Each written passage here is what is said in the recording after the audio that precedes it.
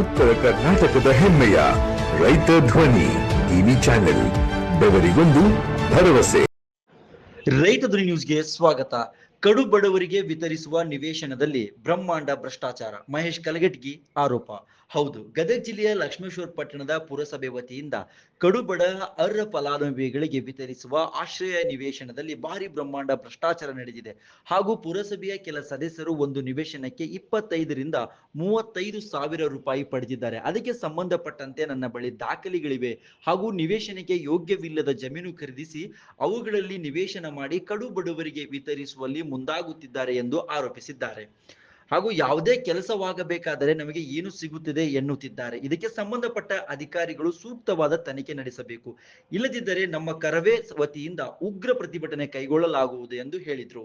ವರದಿ ವೀರಣ್ಣ ಹಡಪದ್, ರೈತ ಧ್ವನಿ ಲಕ್ಷ್ಮೇಶ್ವರ್, ನ್ಯೂಸ್ ಡೆಸ್ಕ್, ರೈತ ಧ್ವನಿ ನ್ಯೂಸ್, ಹಾವೇರಿ. ಇವರಿಗೆ ಬಡವರ ಬಗ್ಗೆ ಯೋಚನೆ ಇಲ್ಲ, ಸಹಾಯಕತರಲ್ಲಿ ಅದರ ಬಗ್ಗೆ ಇಲ್ಲ. ಏನ್ ಮಾಡಿದ್ರೆ ನಮಗೇನ್ ಸಿಗ್ತತಿ, ನಮಗೇನ್ ಸಿಗ್ತತಿ? ನಂದು ನಡಿಬೇಕು, ಅವ್ನು ನಡಿಬೇಕು. ನಡೆಯೋದಲ್ಲ, ನಡೆಯೋದ ಅಧಿಕಾರಿಗಳದ ಒಂದು ಧರ್ಮ, ಪ್ರಕೃತಿ ನಿಯಮ. ನಂದ ನಡಿಲಿ ಅನ್ನೋದು ಒಬ್ಬೊಬ್ಬ ಅಧಿಕಾರಿದು, ಒಬ್ಬೊಬ್ಬ ರಾಜಕಾರಣಿಗಳ ಮಾತಿರ್ತೈತಿ. ನಂದ ನಡಿಬೇಕು ಅನ್ನೋದು ಅದು ತಪ್ಪಲ್ಲ. ಅದನ್ನ ಮಾಡ್ಲಿ. ನನಗೇನ್ ಸಿಗ್ತತಿ ಅರ್ಥ ಆಗ್ಲಿ. ನನಗೇನ್ ಸಿಗ್ತತಿ ಇದ್ರಾಗ? ಈ ಮಾಧ್ಯಮದವ್ರಿಗೆ ಒಂದು ಪ್ಲಾಟ್ ಕೊಟ್ರೆ ಇವ್ರು ಎಷ್ಟು ಕೊಡ್ತಾರ ನಂಗೆ, ಇವ್ರಿಗೆ ಕೊಟ್ರೆ ಇವ್ರು ಎಷ್ಟು ಕೊಡ್ತಾರ ನಂಗೆ. ಅದೇ ನಿಮ್ಮ ಇವ್ರು ಹೆಚ್ಚಿಗೆ 5,000 ಕೊಟ್ರೆ ಅವ್ರಿಗೆ ಕೊಡ್ತಾರೆ, ನಿಮ್ಗೆ ಯಾಕೆ ಕೊಡ್ತಾರೆ? ನೀವು ನಿರ್ಗತಿಕರಾರ ಇರ್ಲಿ, ಸುಸಜ್ಜಿತರಾರ ಇರ್ಲಿ.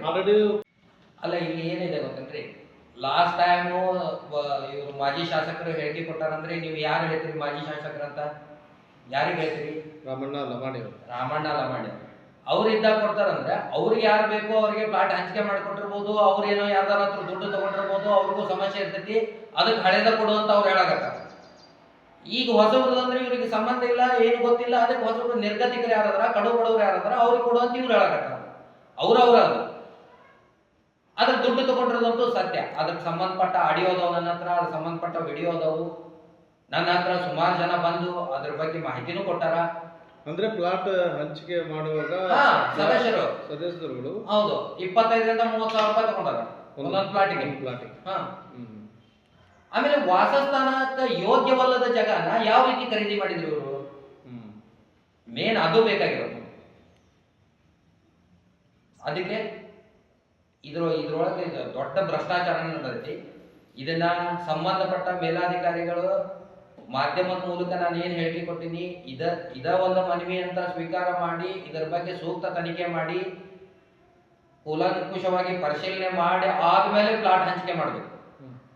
ಅದ್ರ ಪೂರ್ವದಲ್ಲಿ ಹಂಚಿಕೆ ಮಾಡಿದ್ರೆ ಅಥವಾ ಮಾಡದೆ ಹೋದ್ರು, ಇವ್ರು ಯಾವುದೇ ರೀತಿ ಪರಿಶೀಲನೆ ಮಾಡದೆ ಹೋದ್ರೆ, ಸೂಕ್ತ ಕ್ರಮ ಕೈಗೊಳ್ಳದೆ ಹೋದ್ರೆ ಸದ್ಯದೊಳಗೆ ನಾವು ಕರ್ನಾಟಕ ರಕ್ಷಣಾ ವೇದಿಕೆಯಿಂದ ಉಗ್ರವಾದ ಹೋರಾಟ ಅಂತೂ ಸ್ಟಾರ್ಟ್ ಮಾಡ್ತೀವಿ. ಓಕೆ.